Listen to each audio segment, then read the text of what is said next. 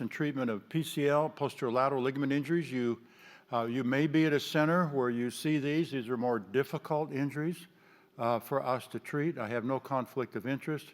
And so the mechanism of injury is very obvious, an anterior blow to the tibia that just drives the tibia posteriorly.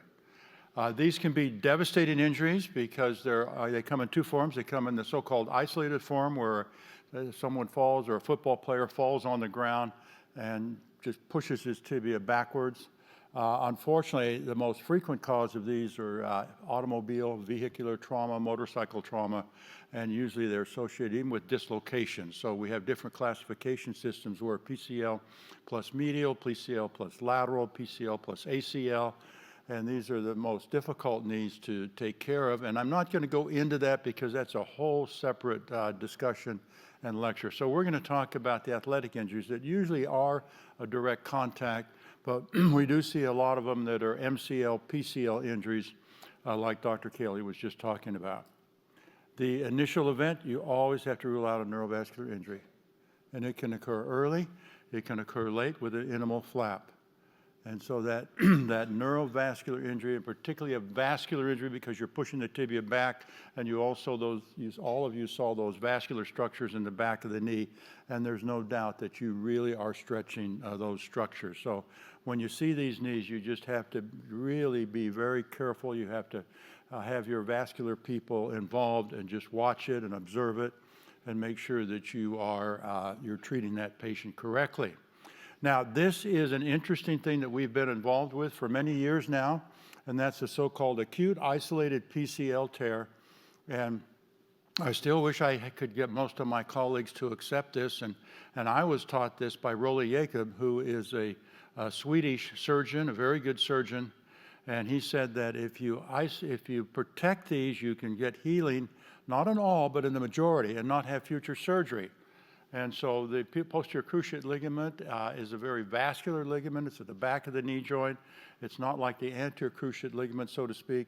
And so it's a big, broad ligament. And if you protect it and hold the tibia forward in a reduced position, he said that you can get healing in the majority of these. And he developed a jack brace that is now worn by the patient and a number of weeks afterwards. And so we adopted this many years ago, actually, and putting a knee brace, instead of a knee brace, we used a bivalve cast. You use a pad back behind the tibia. You hold it forward. You get a lateral x-ray to make sure it's reduced. And you have to be very careful for 4 weeks because you can't let it drop back. And then even after 4 weeks, there are a couple braces that are PCL braces that will maintain that forward. And so we don't ever like to put a knee in a cast. And so Tim will actually hold that tibia forward and get some early range of motion, but put it right back in and hold it forward for 4 weeks. And so that's the 444 program. I will tell you one little story.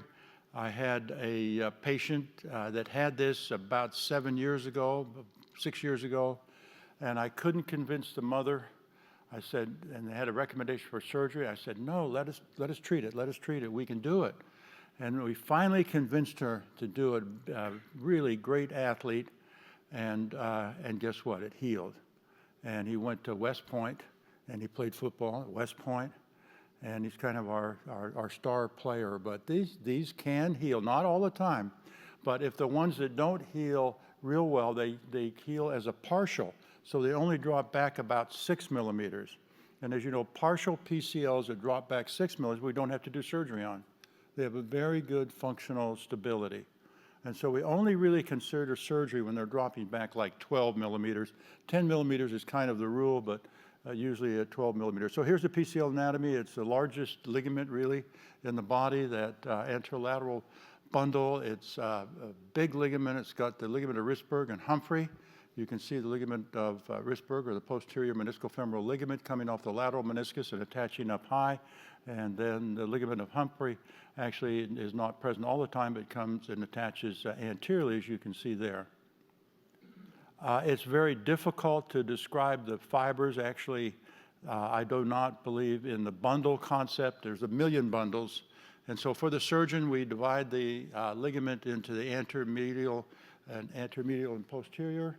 And then we also divide it into the classification of the proximal, middle, and distal. And so that's kind of a difficult classification, but we want to place the reconstruction in this area here in the anterior medial, and we want to place it in the distal and medial. We don't want to place it too deep in the notch for a whole lot of biomechanical reasons that I won't go into, but the most efficient placement of a single graft is just as I mentioned. Now, we've done a lot of double bundles, because this is a large ligament, and the question is, if you just put a little small graft in here, 6 or 8 millimeter graft, you're really not replacing, you're only replacing about half the area, and that's just not sufficient. And so we, for 10, 15 years, would use a double bundle, and so things are kind of swinging back where we're finding that a large single graft that's placed will occupy about 70%, maybe 60 to 70%, and really that is sufficient. So we could never emulate and completely replace the PCL. You just can't do it. It's what we call a flexion ligament. When you flex your knee, it holds your tibia forward. It's a flexion ligament of the knee. And so we really, for most cases, we're doing single grafts. Occasionally I'll do a double graft still if I have a really large individual. There's no consensus on the type of graft. We have popularized the quadriceps tendon. And I used the allografts for many, many years, and then we were one of the first centers to say, well, let's use an autograft. And so we can take an autograft, like you've heard, for the ACL, we've been taking quad tendons since 1995. And once I moved to an autograft, allografts will work reasonably well, better than an ACL. So the top two grafts really is either a quadriceps tendon for a athlete or an Achilles tendon bone allograft, and those will work very well, particularly in these big trauma cases. You don't want to take a quadriceps tendon. You only take the quadriceps tendon really with your isolated grafts because it does produce more morbidity. So your patient selection, we do an all inside. We used to do a posterior approach. And now with the arthroscope and the instrumentation, we can emulate that, and we don't have to make the posterior incisions that we used to in years gone by. So we have knee dislocations, multiple ligament reconstructions. You avoid a separate approach, and so I'll either select the autograft or the Achilles tendon. And bone tendon bone is just too small. So here's a knee, a 16-year-old football player, chronic PCL rupture that comes to us. Got a 12 millimeter drop back. He's having instability. Most of their instability that they feel is when they're decelerating, walking down a hill. They can feel that pushing that tibia back. And again, many times it's not isolated. And so you have to be very careful that in some cases you're going to have to do a combined approach of another ligament. But this happens to be just a 12 millimeter drop back. We do have instrumentation. We have to watch out for the neurovascular structures that you can see there in that diagram. They are 4 to 5 millimeters away from where you're going to place your graft. So as you're bringing your tibia tunnel in, you are right next to them. And that's a very dicey dissection to do very carefully and you never violate that posterior capsule, or you have fluid that goes into the popliteal space and it can push those arteries and veins into your instrumentation. So these are very special instruments that go around the corner, and you can put the scope from the front, you can put the scope from the posterior medial and visualize this, and you can see they all have these special curves on them so we can kind of sneak over the top. This is a safety drill guide that controls the depth so that no matter where you have the armature, in terms of the millimeters of the armature, you always have a constant depth of the guide pin, and so you can very carefully control that guide pin is only coming out a millimeter or so. And remember, the surgeon is drilling from back to front, and you've got to control every instrument that you put back there, or you can have a very serious neurovascular problem. So we worked with a company to develop this instrumentation 20 years ago, and it's been a mainstay for us.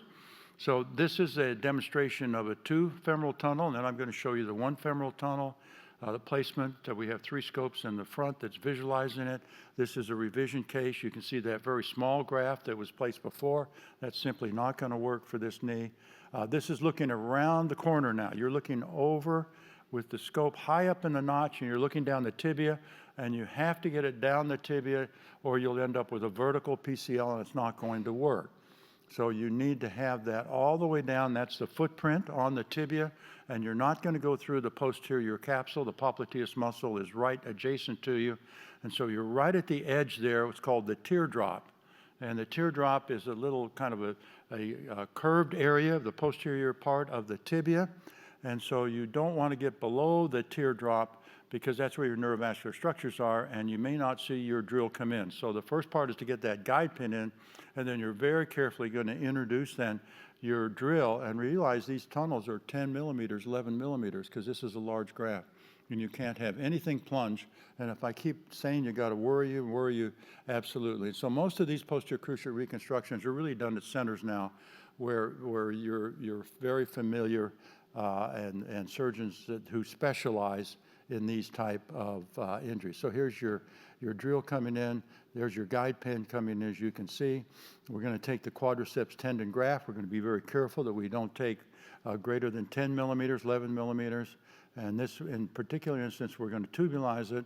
And this is an outside-in drilling then of the two tunnels that we're going to make. And that's probably the best I can do because I'm really feeling that, that footprint on the femur with a large graft. So I'm feeling a good 80, 90% of that graft. So that takes a lot of time to do, fluoroscopy to demonstrate where we are. So as we have advanced in it, this is a much easier way to do. So this is really my go-to technique. You use a flip cutter. You're coming in 11 millimeter hole. This is a 19-year-old athlete. And you see we're coming in, and that's a reasonably good reattachment for the femur. We're bringing in our graft now, and so we're using the flip cutter. We're using a suture technique on the femur, and we're putting in an interference screw for the tibia. The PCL rehabilitation, we have to be very careful and not let it drop back posteriorly, and we shut down the hamstrings. Tim will go through that. Now, I'm just going to close here in a couple of minutes because, again, this is an area that I want to just introduce you to, but again, these are usually done at trauma centers. This is a 20-year-old female. She had an open knee dislocation, and we're getting ready to do a PCL posterolateral on her. Look at the amount of instability that she has. So these are very serious cases. I'm lucky to have fellows, and I'll have 2 fellows on these cases. We'll do them on a Friday. And so we make that our only case. We have to be very careful of tourniquet time. But she has all of the abnormal signs that you can see. Posterior drop back, posterior lateral, and she has a nasty little incision there that we have to kind of work around. So in the posterolateral, you've already heard anatomy, and we really want to reconstruct in these knees both the fibular collateral ligament and the popliteus. And then that posterior capsule is very important for blocking hyperextension. This is actually a very common operation that surgeons know about, and that's called the femoral fibula reconstruction. And there's many grafts that we just span the fibula, and then we go to the attachment site on the femur. So in the acute knee, we can come in and put in a single graft and then repair everything else. And so if we can do these acutely, it really works out very well. But this is not a good graft for chronics like you saw, because we're only reconstructing one graft.